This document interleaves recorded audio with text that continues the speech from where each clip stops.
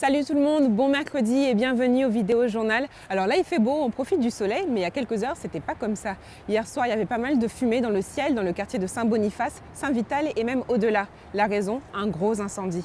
Les pompiers sont toujours en action. Il est survenu hier soir sur la rue Jarvis, dans le quartier North End. C'est un entrepôt qui a été la proie des flammes et ça a nécessité l'intervention d'au moins 3 camions échelles de pompiers.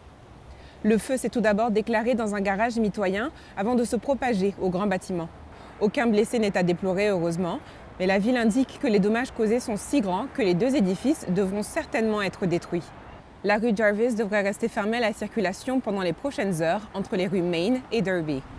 Ailleurs dans l'actualité, on va parler température à présent.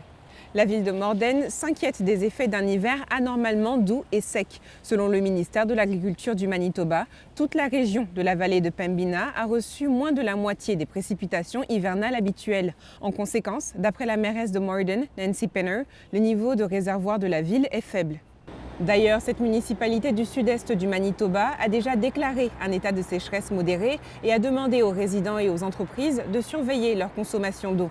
La mairesse lance un appel aux autres paliers de gouvernement pour construire une nouvelle usine de traitement des eaux qui coûterait plus de 100 millions de dollars. La ministre de l'Environnement et du Changement climatique, Tracy Schmidt, reconnaît que la situation à Morden est grave et que son ministère a entamé des pourparlers avec la ville. Et puis on termine avec une nouvelle qui va faire des heureux. Le centre de santé Misericordia de Winnipeg se lance dans le logement abordable.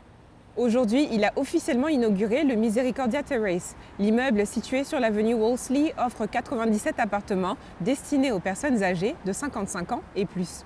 Le Misericordia Terrace est relié au centre de santé par une passerelle.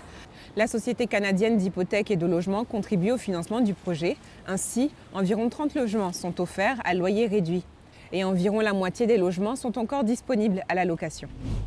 Et voilà, c'était vos informations. Merci d'avoir été avec nous. Vous pouvez télécharger l'application Radio-Canada Info pour continuer de vous informer. Sur ce, très bonne journée et à très vite.